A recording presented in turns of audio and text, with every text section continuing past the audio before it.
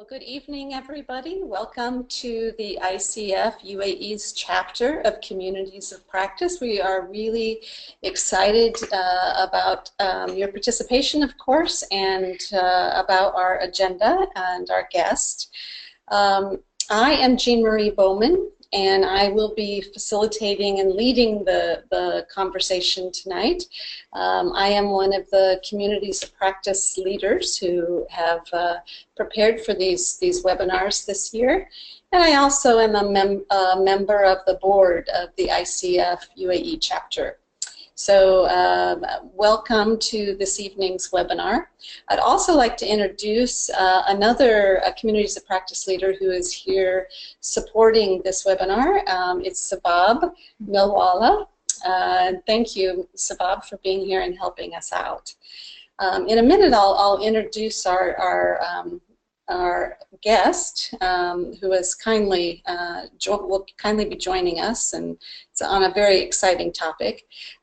Tonight's topic is, by the way, team coaching, and specifically lessons learned from UAE coaches that are here. So a couple of housekeeping items before we jump into the content. All of you, we are only doing audio. There are no slides, no visual presentation, and there is no camera or camera web to show tonight.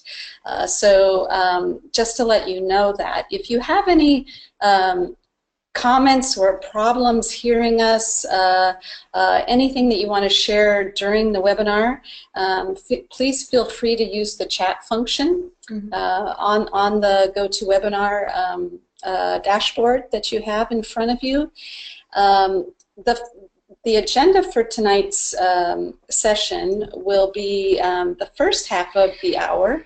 We'll be really hearing from our guest, Tom Young, on his lessons learned, so to speak, of team coaching. And then after about 30 minutes, we will hand it over to your questions, and we're really eager to get you involved and hear not only your questions, but any of your personal experiences. One of the things that we've learned in these communities of practice is that two-way conversations are really the richest and most appreciated by all of us. So please do participate tonight. So with that, let me introduce Tom. Tom Young is MCC credentialed ICF coach. He is the director of his own business, Spring Coaching and Development. Tom is an executive leadership and team coach with more than 18 years of experience. And as you probably know, Tom is especially exceptional in the UAE because he's the only master certified coach, MCC coach, accredited in our chapter. I think some of us are aspiring to be that someday, but congratulations. And again, as you know, less than 5% of all accredited coaches globally really earn that MCC level of accreditation. So it's quite special. With Tom, I believe you have over 2,700 hours. Yeah, probably getting to 3,000 now, I think. Yes. That's wrote my CV. Coaching experience. So that's a lot of time one-to-one. So thank you, Tom, for joining us and for really letting us all benefit from your experiences and sharing. We're really thrilled to have you tonight. It's a great pleasure to be here. Yeah, it's a great pleasure to be here and to get involved with ICF again. I'm very grateful for the support that ICF has given me over the years, and I'm always been very impressed with the ICF and how it's seeking to raise the standard of coaching globally and raise awareness. Right. That's really, really important in our industry. And the rigor of the credentialing was something that really attracted me to it in the first place. Yeah, it's a much more professional level designation, and helps all of us understand Absolutely. the qualifications. Yeah, it really does. And it separates the wheat from the chaff. Yes. In the market. Yeah. Where, you know, I was going to say any Tom, Dick or Harry can call themselves a coach, but right. we know that that's an issue. Right. So yes, I'm really happy to be here. Well, thank you very much. We're going to start with a few questions, and let you give us a bit of a foundation on your perspective on team coaching. I have a few questions, and then, as I said, we'll open this up to everybody. So, just a note to participants who are listening now: you know, start thinking about your questions, and we'll be asking that later in the session. Okay, Tom, the first question that I'd like us to get started with, a bit of a warm-up, is if you could share how you got started with team coaching. We know that team coaching is quite different than coaching individuals, and so it'd be really interesting to hear how you know what triggered you getting involved in team coaching, and how did you prepare you know, to position yourself as a team coach? Right. Well, I started going back a little bit further than that. I started my career as a teacher. I was English as a foreign language teacher when I first came to the Emirates in 1995, and then moved into corporate training with Emirates Bank International, as they were then in the late 90s. Okay. And that was the first move away from education into more training. I worked with the bank for a couple of years where I developed training courses for the bank. I started to do coaching with young Emiratis, sort of more career counseling coaching. Yes. So that was the first taste of individual coaching. Then I moved to a consultancy training company where I ran their office in Dubai for 5 years and was involved in their Asia Pac network. So they sold a lot of team building, a lot of working with sometimes really big teams. Okay. Sorry, not when I say teams, groups of, you know, sometimes up to 100, 120 people. And the company was a company that had a base of neuro-linguistic programming as part of their tools, as really the foundation. So I got involved with a lot of NLP tools and really cut my teeth in team building, team communication, as well as a bit of team strategy work over those 5 years. During those 5 years, I got the coaching bug, the individual coaching bug, by selling a couple of big pieces of work to companies that were merging, and I had to do quite a lot of individual one-to-one coaching to help them through the transition of the merger. So that's when I jumped ship. I went solo in 2004, got my individual coaching badge through Coaches Training Institute. I'm the first MCC coach in the UAE. I'm the second co-active coach in the UAE. Gonan was the first. And Gonan and I were working together at the time. She said, "You've got to do this CTI thing. It's amazing."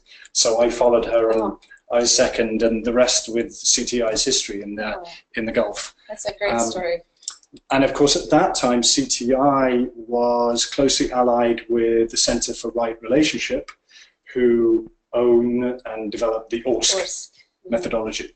So it was kind of a natural progression, having done the coactive coaching, to then move into, well, okay, there's CRR that's working with CTI, and it's a very complementary value system, and it's fascinating work. So why not do the team coaching too? So that, in a nutshell, is how I got into the team coaching. And I think, although I'm not an expert in what's out there in team coaching methodology, from what I've seen, I'd say that ORSC is still right up there with the best of them in regard to the rigor of the methodology, in regard to the depth, in regard to the breadth, in regard to relationships, as well as corporate teams. Right, right. So that's where the qualification came from. Okay. And then I just dived into it. Kind of have ORSC qualification, can coach. And Team coach. if I can build on that, you mentioned just a minute ago a distinction between team and group coaching. So how do you define that? How do you see the difference between a team and a coach, or a team and a group in terms of coaching? The group coaching versus the team coaching, or even the team building versus team coaching. Right. They're two very different animals.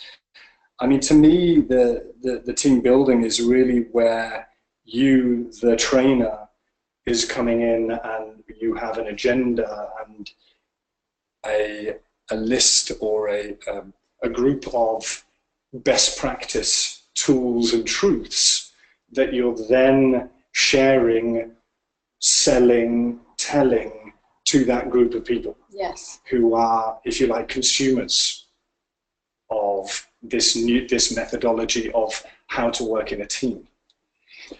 Team coaching is entirely different. Team coaching, and I'm looking at this entirely through the ORSC lens. Team coaching is about looking at the team as a system. Okay. As a system, and a system of relationships. So as a team coach, what you're doing is you are really becoming aware of what's going on in the system. Right. You're becoming aware and also helping raise their awareness, crucially, of what's going on in the system. ORSCers will know it's about revealing the system to itself, which is exactly what we're doing in individual coaching, if you think about it. Yeah. Aren't we? We're revealing that person's system and their habits and their behaviors to themselves. Not making it wrong, just saying, here's what I'm seeing. What's going on for you?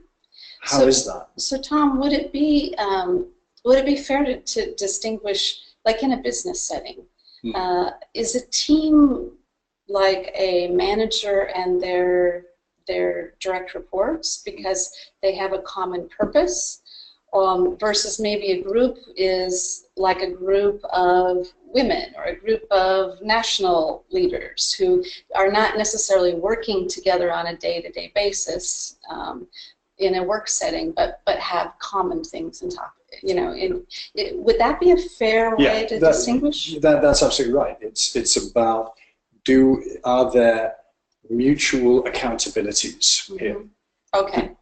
That's the key. Mutual accountabilities. Do I need you? Interdependencies. Sorry? Interdependencies? Yes, exactly. Interdependencies. Are there interdependencies that require us to work together in order to reach a common goal? And it's interesting you use the word interdependencies, because that's something that I'm very keen on working with in team coaching, is helping teams understand the difference between dependency, independency, and interdependency. And as you say, interdependency is where I need you.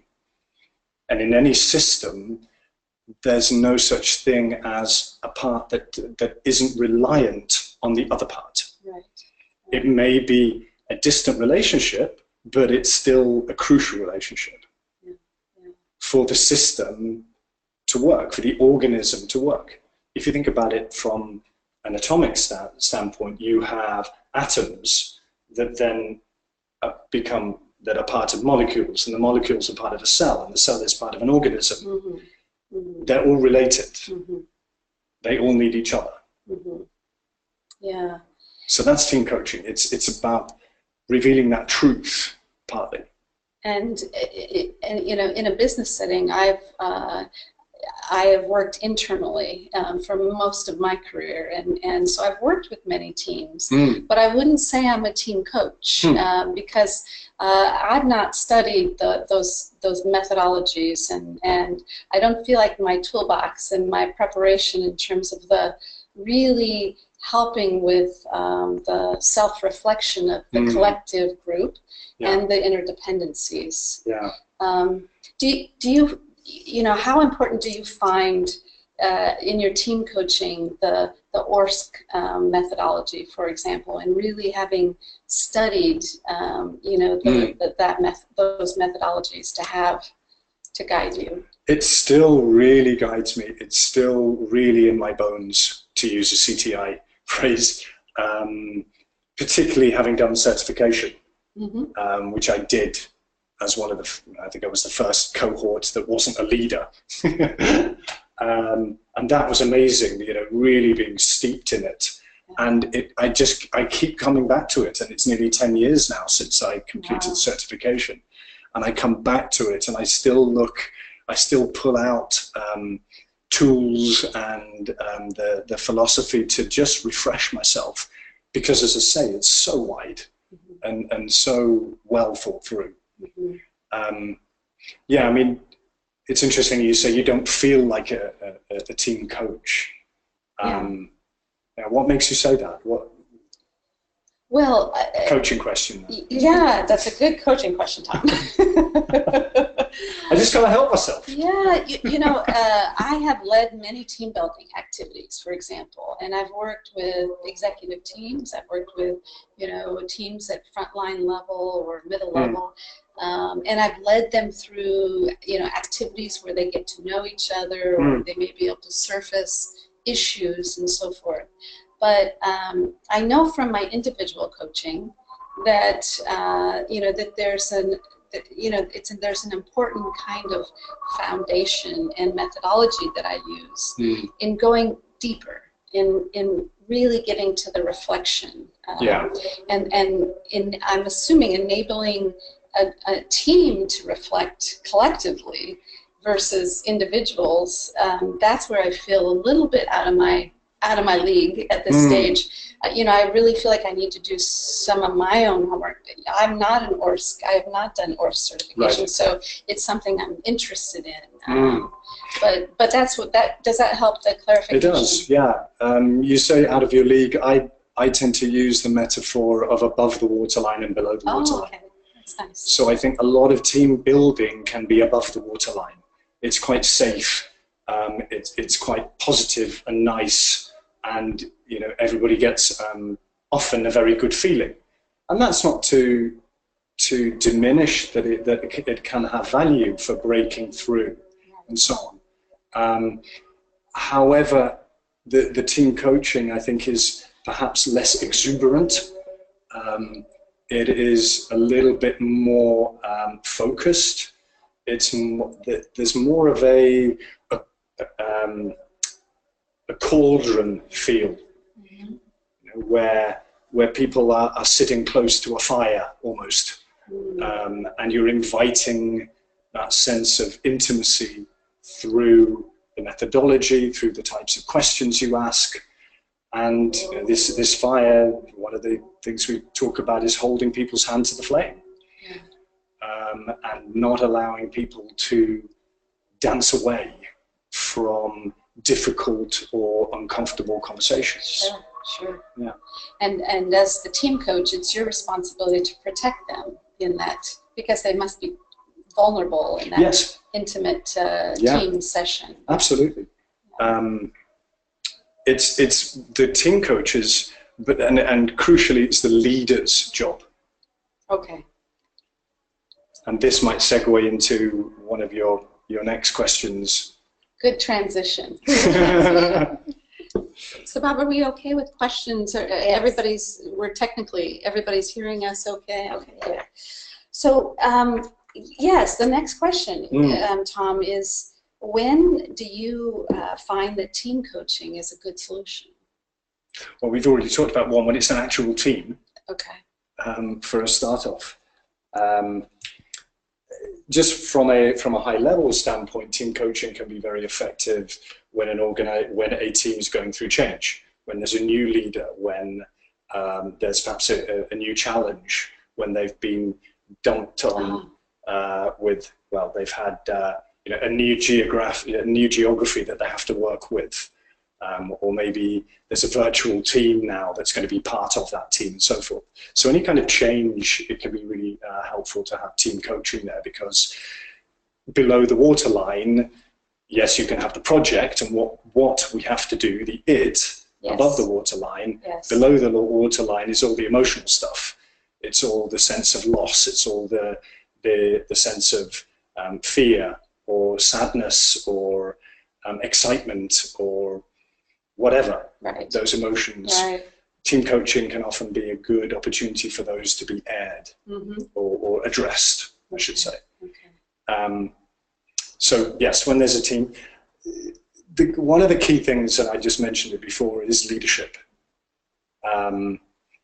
Team coaching works when you have a leader who is ready for it.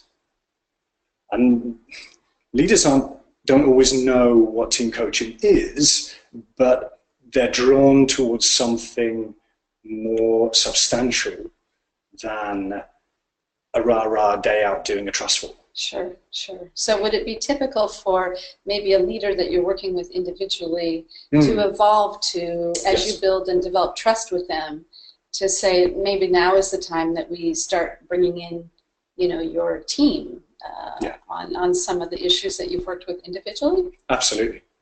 Because of leadership and team relationships are two sides of the same coin. Uh-huh.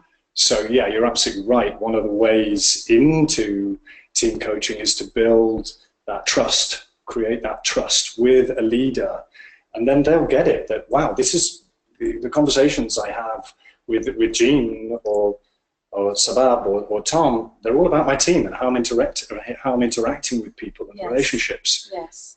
Makes sense for me to actually get those people into a room and talk about this in an open, safe environment. And when do you know a leader is ready? You said readiness is the key.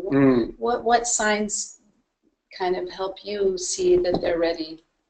I think a sense of comfort in being in the not knowing. A leader who is humble enough to say, I don't know all the answers. People want me to have all the answers, but I don't know. Mm-hmm. Mm-hmm. However, I've got a team of really bright people, and I'm pretty sure that if I ask the right questions, the answers will be provided. So there's a sense of service. Okay.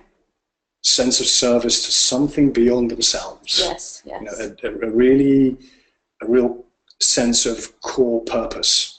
Either personal purpose or a deep calling for the team that they're leading to shift, right, to change. An evolution or a particular need that's calling for that. Yeah, there's a need, and they may not be able to articulate what that is. To help them understand, yeah. Yeah, but there's this sense of urgency and something's trying to happen here. Right, right. Which, of course, is what a coach is there to do. I like to say that I'm a midwife of conversations. Yeah. I've washed my hands. Well, I'm watching our time. I see our time is going quite fast. Okay. So I'm going to try to pick up the pace a bit. Sure.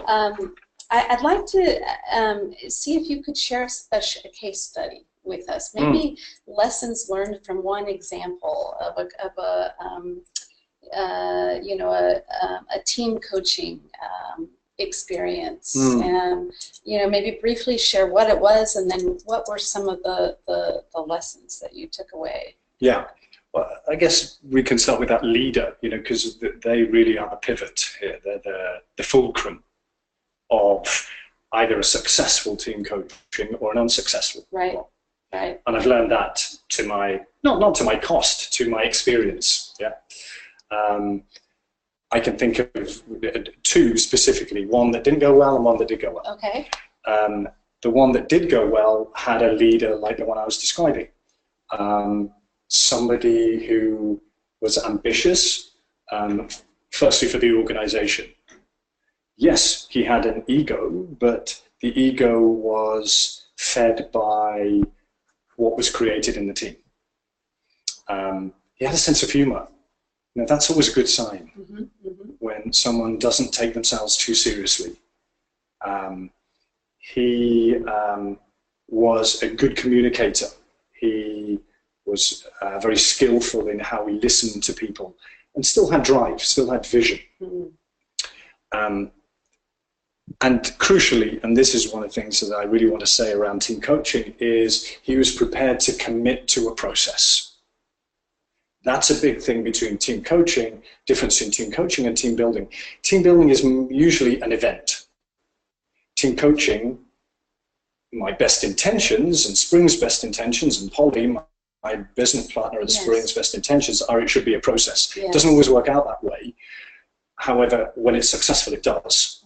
Because they realize that a 2-day offsite ain't going to cut it. Right. You know, they're just going to take the lid off Pandora's box. Yeah. You know? And that's sometimes what happens in team buildings. They take the lid off Pandora's box and then go spend the rest of the year trying to push it back on. Oh God, what did we do? Very important. I think it's very important to highlight that journey is really key. Just like in individual coaching, right? That it's not just an event. It's a journey. Yeah. So having somebody that is maybe a little bit afraid of that, that's okay. Yeah. But still, that urge is saying, yes, you've got to do this. It could be edgy, but you've got to do it. It's not about you, it's about the team. It's about your legacy. It's about what you're trying to create here. It's not about you. Yeah. On the other hand, what maybe didn't go as well as you hoped? The one that didn't work was one where we thought that the leader was fully on board. He talked a really good game. We did what we thought was the due diligence in regard to the 360 conversation, speaking to all stakeholders. They'd done some team coaching before. Kind of all the signals were good, and we didn't listen to our gut.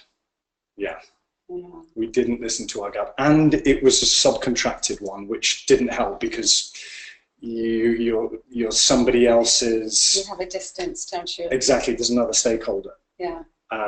And what revealed during that team coaching is when we did take the team to the edge, and we're there saying, "Come on over and have a look." We turned around, and the leaders literally left the room.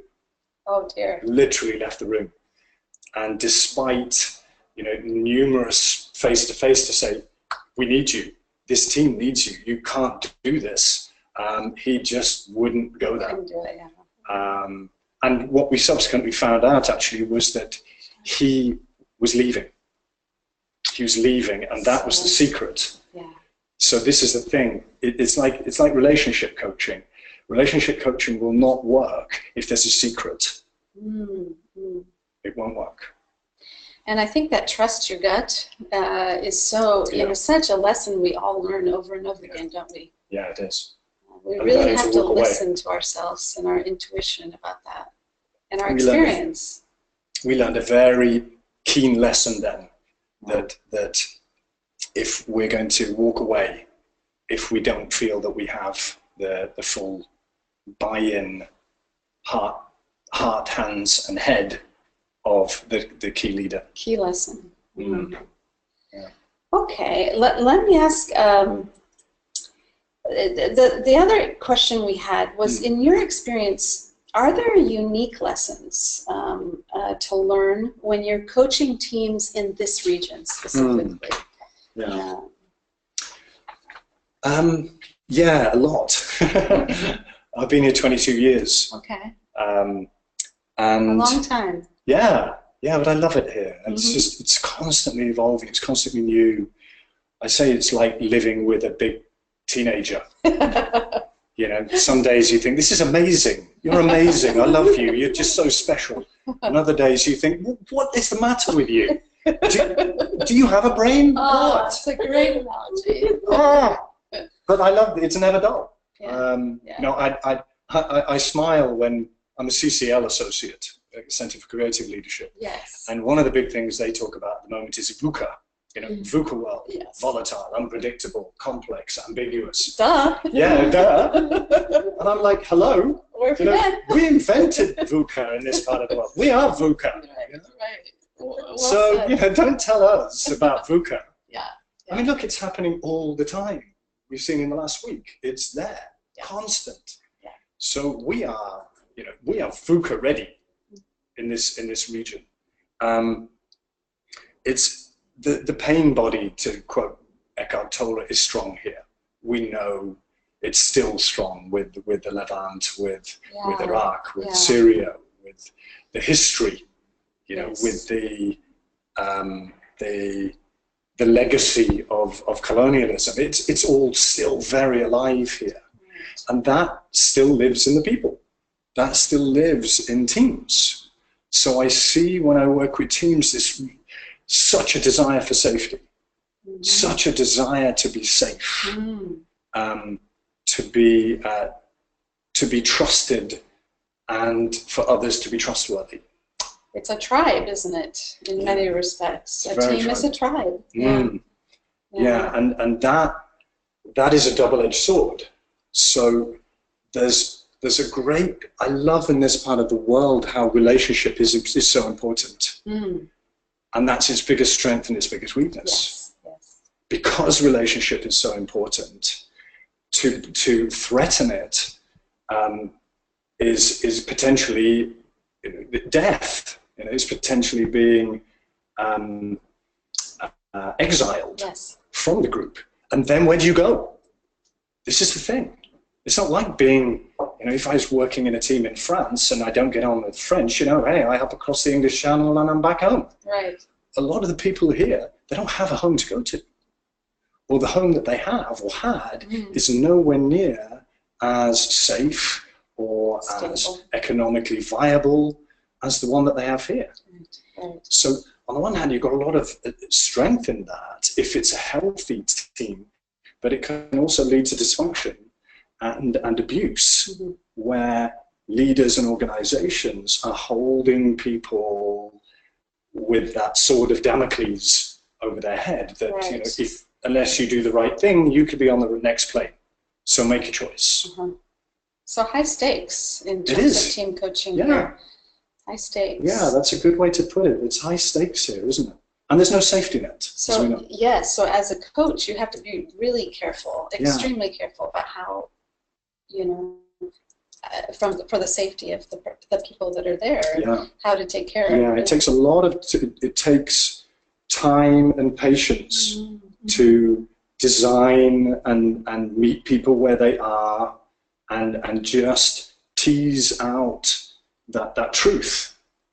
So, and sometimes it works better than other times. And Tom, what I'm sensing is that you know, this team coaching, especially in this region, you have to be quite careful as a coach when you take on the responsibility of offering this type of service, because there's a lot of risk. There's a lot of gain, but there's a lot of risk. There is a lot of risk, and particularly when you start to move towards alive and sensitive topics, and you start to even subconsciously threaten the safety of some people, there can be a backlash, and there can be blame coming back towards you as the person who's messed all this up. You know, it was all very nice. And this is one of the things that I notice in this region as well. There's a lot of talk of respect. You know, relationships and trust are built on respect. And I was thinking, is this respect? And I heard this again and again and again. And it occurred to me that it's not what I would consider as a British man, a Western-educated linear mindset of respect. It's what I would consider to be politeness.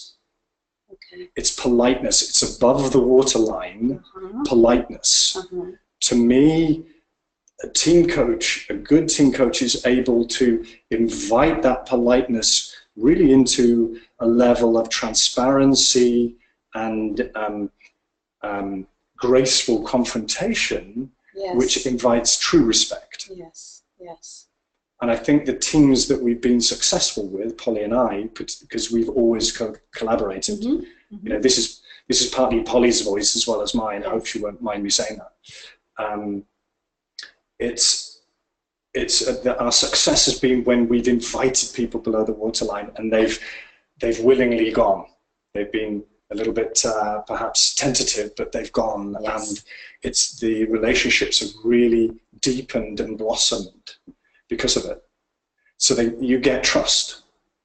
And that really is the sum of it, isn't it? Yeah, trust and truth. Oscar Wilde said that your friends stab you in the front. You know, that's what we're looking for. Yeah. We're looking for a team that stabs each other in the front, not the back. Wow. Healthy confrontation. Yeah. Healthy, truth, authenticity. Yeah. And as a team coach, making a space where that's safe, but also modeling it. Mm-hmm. Also modeling confrontation gracefully can be a way for people to feel safe. And Tom just gracefully confronting that participant who's on his phone, or she's coming back late from a break consistently. That's how we can do this. Mm-hmm. Very powerful. Well, my final question, and I want to save time for questions from the group, is really a follow-up question to that. Is for those of us who are keen and interested in getting on the journey to becoming a team coach and offering that and being a team coach ourselves, what advice do you have? What advice do you have for us in preparing ourselves and making sure we're really qualified to jump in? Yeah, well, you just nailed one there, is qualified. Yes. Get trained up to do this. Go for something like the ORSC. At least doing the ORSC courses, certification is a great way to immerse yourself. Yes. There are other great methodologies out there as well, of which I don't know a lot, but really do your research. There's a lot now around somatic coaching, getting into the body as the way into opening up the landscape of the individual. There's so much good stuff out there. Things like the Newfield Institute, Newfield Network, Strozzi, these kinds of organizations. Very powerful methodologies. So get enough qualification to equip you. Good. Because it is complex. You know, one-to-one, it's simpler. Of course, it's just you and me. I can call you forth. I can confront you. I can do some body work with you, and there's nobody else around. Right. When you have the team, of course, there's multiple. There's hundreds of relationships there. Who I think I am, who you think I am, who you want me to be, who I want to be. There's all these personas that make it very complex. So that's one. Second one, collaborate with somebody. That's something that is really powerful because it's a lonely world. Coaching can be, individual coaching can be a very lonely world, which is why I formed Spring in 2009 with Polly, because I'd done 4 years solo, and I was going a bit stir crazy. I was, morning, Tom. How are you, Tom? I'm fine, Tom. What do you want to do today, Tom? I don't know, Tom. A lot of self-talk. Yeah. So talking to myself in the mirror. So collaborate. It's so powerful to be able to spin off ideas to say, is it me or is this a good idea? Yes. So find somebody to collaborate with. Keep working on yourself. That really is the key thing. Know thyself. You can only attempt to invite teams or individuals into waters that you've been into yourself. Otherwise, it's not responsible coaching. Okay. It is maverick behavior. Yes. So keep stretching yourself. Keep putting yourself into uncomfortable situations. CCL calls these heat experiences.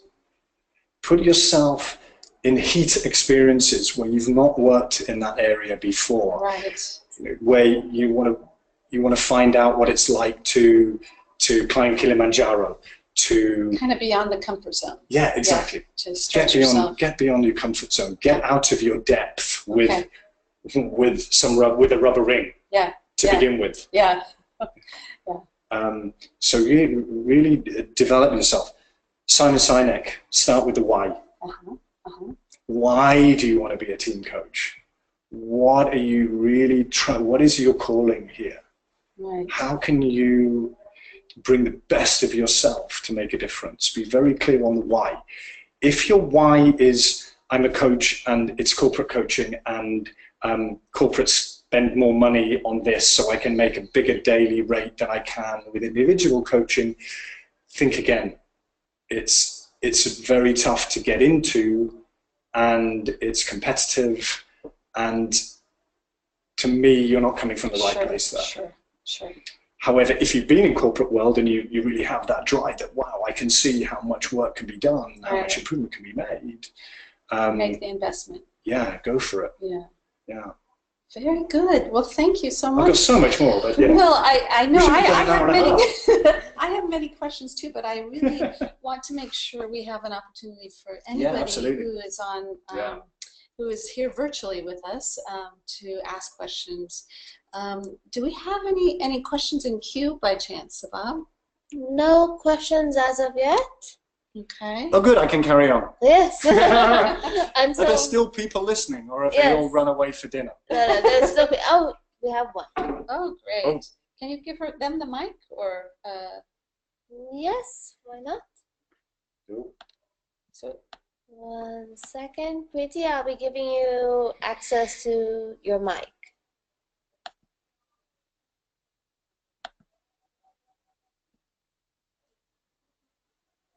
Hi, Preeti, can you speak? Yeah, can you hear me?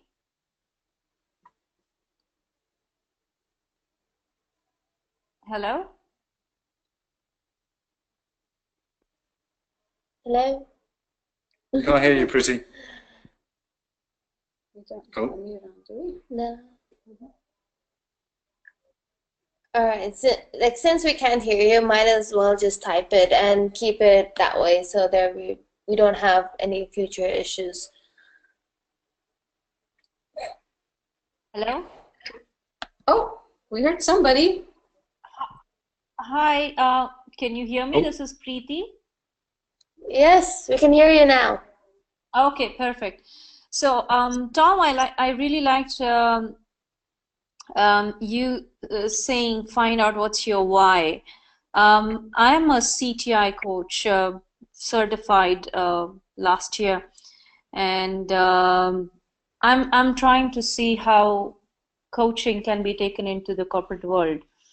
And I'm personally myself, I'm a trainer as well with one of the companies. So how does one really realize or work towards what's the why? So let me, because you're a little bit broken there, Preeti. Did I hear you say that how does one move towards one's why? Absolutely. Yeah. Wow. How does one move towards one's why? Big question, isn't it? Yeah. It's a process of, firstly, introspection. Mm-hmm. It's something that requires, I believe, the 3 S's: solitude, stillness, and silence. Okay. To be able to really drop into a sense of who you are at your core. And from that place of silence, solitude, and I've forgotten the third one. Silence, stillness. From that place, Stillness. Stillness. Thank you. Yeah, from that place. I just wrote it down, but I couldn't read my own writing. From that place, asking yourself, being brutally honest with yourself about where you are in your life, and what the calling is. what the calling is inside you. I think this can only really be done from, I say the three S's there, because in fact there's another two S's that are related to it. To me, the purpose comes from a connection with soul and spirit. I don't think I've met anybody yet that's just written down on a piece of paper, this is my purpose. It's not that easy. Otherwise, we'd all be living on purpose. That's true. And Preeti, this is Jean Marie, but if I can just add, as we prepared for this session, we had a lot of appetite for team coaching from our members in ICF UAE. So this is why we're holding this session with Tom. But I sought out, I was looking for coaches who had done a lot of team coaching, and we really were challenged to find in this chapter practitioners who could really join us. Tom certainly, as you heard, has extensive hours in this, but I think that says a lot about how advanced, or how maybe I should say difficult or challenging. Really getting as a coach, getting prepared to be a team coach. Well, it's essentially disruptive work. Oh. And organizations and often do not like to be disrupted. Mm-hmm. Mm-hmm. They want to be stimulated, but they're unlikely to say, yeah, take us off the tracks into the desert. We'll get stuck in a dune or two, and then you can bring us back to the main road in 6 months or so. A lot of them, even if they wanted to do that, they don't have the mandate to do that, because they're not the board, they're not the chairman who's saying, hey, where are our quarterly results? Right. Where's, you promised that you would hit these numbers in the forecast, show me the money. So it's brave work for organizations to do, and I do have a lot of sympathy for them. And when they're ready, they're ready. When they're not, I usually tell them, you're not ready for this. So that's also a responsibility of a team coach, is, as you pointed out earlier, the readiness. Yeah. Good. Well, thank you, Preeti. Great question. Does that answer your question, Preeti? Do you have? Yeah, it does. And I mean, I'm sure there's a very long way to go in finding out what this why is. And honestly, like you mentioned, if you were to take this work to the corporates, the first thing that kind of woos you is the money. And it's very easy to sort of get misguided and work towards that, and then realize that this is not what I was in for. So it's something that really needs a lot of introspection. So thank you for bringing that out. And it really does. For conducting this whole webinar. It's really interesting. So yeah, you can mute me now. Thank you so much for your chance. Thank you. Have a great night. Good night. Yeah. All right, and our next question is, what kind of tools you use during team coaching? We all know the Wheel of Life, but what about the Wheel of Sales? Or please share some tools. Claudette is very curious about that. Wheel of Sales or please share some tools. I'm curious about that. Wow. Gosh, there's so many. One of the key tools, and I mentioned it a little bit earlier, I think alluded to, is designing with teams. In order to create safety as somebody who's standing in front of the room and saying, we're going to spend 2 days together, and here's where we're going. And here's what you can expect from us as coaches. And often you get kind of blank or slightly worried or interested looks from the participants. It's often really good. A really good tool is simply to say, okay, what's the best team you've ever worked on? Oh. So bringing it back to them, to their story. So you're immediately taking it out from, I'm the expert, just sit down and listen, fools, and all will be well. What's the best team you've ever worked on? How did they behave together? What was memorable? Why did you love being on that team? So giving the ball back to them, and immediately what you're doing is the system is starting to reveal itself. Right. The parts of the system are starting to reveal themselves about their story and what was exciting, positive, fulfilling from their story. And how they differ. The They differ, comparisons among the members of the team. Yeah. So then you've got all that information. Now, the thing with team coaching is if you are exhausted at the end of the day, you're doing it wrong. And I mean that the heavy lifting should be done by the team. That's a hard lesson to learn, but very, very insightful. Yeah. And I know, and Polly, when we're working together, we both know that something hasn't quite worked if we get to 5 o'clock and we go, ooh, God, I'm spent. You. Yeah. As opposed to feeling, wow, what a day. Energized. Yeah. Yeah. It's back to that midwife thing, really. You know, as a midwife, you can't have the baby. Right. I actually, my 2 of my kids, I midwifed them at home. Wow. Wow. Yeah, I didn't have the baby. I just stood there, you know, with ice chips and towels and went quite a lot. Yeah. Their mother did all the work. Right. Right. And I think I was still an important part of the process. So yeah, design the alliance, throw the ball back and let them have the ball. So designing the alliance is a really key one. One of my favorite ones from ORSC is LANS work. Those of you that have done ORSC will understand LANS work. It's perspective work, which other disciplines have also used. You know, I think NLP uses it, sort of times or perspectives, where you get people to visit other perspectives, to literally get out of their own shoes and see what it's like over there. And that is magical. Now, I've yet to see a team not blown away by something so simple, to actually stand where it is, where you stand, and close your eyes and really speak their truth. Channel.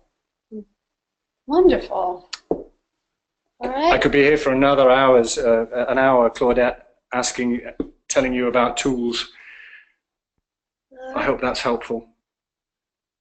All right. Any other questions that we may have? Thank you, Adeline. I appreciate that. We're getting some comments encouraging Tom, which rightfully so. Thank you, Adeline.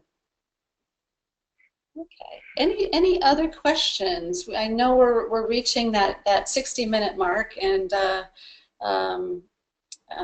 but I want to give people who are on the call an opportunity to to chime in and ask any questions while we have the opportunity of having Tom here with us. Yes, please take advantage of Tom.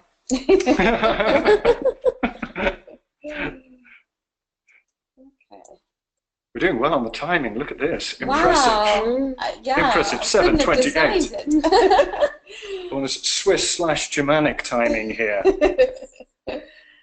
Okay. Well, I'm not seeing any pop-ups, so I think I'll go ahead and close this. Closing comments. Close this. Yeah, we have one.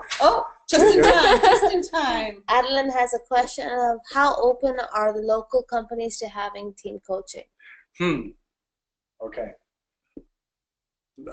When you say local companies, I'm not sure whether you mean companies that have a lot of Emiratis in them, or the companies that are Dubai-based rather than multinationals. I'm going to guess that you mean UAE Arab setup. Oh, UAE Arab setup. Okay. All right, so I'll take that to mean a mix of expat Arabs and Indians and the usual You like family heady businesses? mix. Yeah, family businesses. Okay, yeah, good one. Mhm. Yeah, like Alpha 10. Perhaps. Yeah. They like in anything in regard to learning and development, they have come to the game later than the multinationals. When I first started in 2004, I had no local companies at all that were interested in my work because they didn't know what it was. Now, the big companies, we mentioned one there, Alpha Tame, Altair, Majid Alpha Tame, the big boys in this part of the world, they're hearing about this more and more when they go to conferences. So it's being brought back home. Mm-hmm. They are open to it. They are open to it again as long as the safety is there. Right. I find that because of there's perhaps a little bit more dependency in these companies rather than the independency that you see in multinationals, it is more sensitive. Perhaps the leader, not always, but sometimes may not be quite as mature as a leader from a multinational who's been exposed to a lot of different methodologies and courses and so forth. So there needs to often be more preparation and more assessment from you, the coach, to really make sure that this is appropriate. Right, right. Yeah. Probably But fair they to are say that team coaching is probably not likely a service to lead, a new client with, but maybe a service as you develop a deeper, trusting relationship. Yes. That it comes later. Yeah. I mean, the team coaching, I actually sometimes use it. I call it coaching by stealth. Team coaching by stealth. Yes. Which you're actually using some team coaching methodology you're hanging it on something like a team strategy session. So, we want to have a rallying cry for 2018 and get clear on our objectives and our goals and our balanced scorecard, whatever. Sometimes I can sort of piggyback, or it's like Trojan horse, not piggyback. It's sort of the team coaching becomes a Trojan horse in that strategy session. I see. Do you know what I mean? Sure, So it's that. Sure. It comes to mind. I'm currently coaching an Emirati in Abu Dhabi in a semi-government organization. Right. And the second session that we had individually, he asked, "Can I bring my team into this coaching?" And I steered him to let's do some work individually first, and then let's talk about the kind of needs you have around your team. But what advice would you give in that kind of a situation if it comes up as an individual coaching request? Well, my first reaction would be to ask some questions around, so what's your motivation here? What is it that you're looking for in regard to bringing the team in? And sometimes it may not be the case. I actually had a Saudi coachee that on the first day said, I want you to meet all my people and I want you to watch me in a meeting. I want you to shadow me, which blew me away. I mean, that normally takes quite a lot of time for somebody to feel safe. He said, no, I want you to shadow me. Wow. Yeah. That's great. I said, fine. If he'd said, I want you to team coach, I would have said, absolutely not. This is about you and me. Right. But because the shadowing is about me watching him, that's fine. Sometimes I can find that there can be an expediency focus in that kind of request. You're telling me this stuff. I need my team to know this stuff. So if we're all in one room, I get a training session, and so do they. Right, right. So I'd be interested to know the dynamics of your relationship with him, and really what's he after here. It sounds like it goes back to what you said at the very beginning. One of the lessons learned you had was trust your gut. So you really What have have to you got to have say? that radar on, don't Yeah. you, to really Yeah. sense what is the motives here. You know, is this, you know, what makes sense? Yeah. Very helpful. Yeah. Okay. Thank you. All right. Thank you, Evelyn. Any other questions? We're No, good to go. Good to We're go. almost exactly 1 hour now. Look at that, 7:34. Well, good. Das ist gut. Das ist gut, yeah. So I want to thank Tom very much for all your insight and your experience, and your, you know, it's invaluable to all of us as coaches, and I think, you know, this is why I wanted to be part of the ICF chapter here locally, is, you know, is to build a colleagueship or a collegial you know, friendship with other coaches, so we can share. So thank you for you know, giving your time and your experience. We really It's been a pleasure. appreciate it. I've really enjoyed it. Thank you for inviting me. Well, we're getting some very good feedback, so thank you.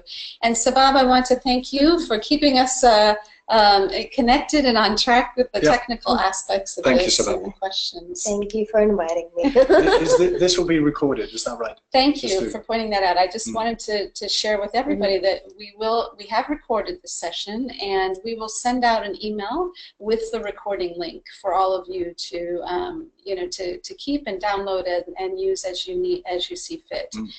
Unfortunately, ICF UAE does not yet have a website, or we would store it on that website, but we will definitely archive this, and if anybody needs a link to this at some point before we get our website up and running, then please feel free to reach out to Sabab or myself.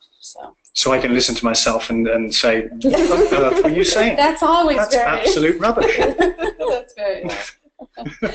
Okay, so this is our final team coaching webinar session for the year, but I do want to you know, advertise 2 more sessions that are coming up on the topics of leaders as coaches. How do you develop leaders to do coaching, maybe from an internal perspective, and also that we're doing a how is coaching different when you're speaking Arabic. And that session will be done in Arabic, but you all have emails with those links, so I encourage you to participate in those webinars as well. And finally, if you have suggestions, input, advice for what you'd like to see in our communities of practice in 2018, we started very conservatively with, you know, 6 or so webinar sessions this year, but next year, you know, we're open to what makes sense from a community of practice, and how can that be valuable to, you know, to you as a member. So feel free to give us your feedback. And then one final request is when you will get a follow-up email, and we'll be asking for your feedback to this webinar session.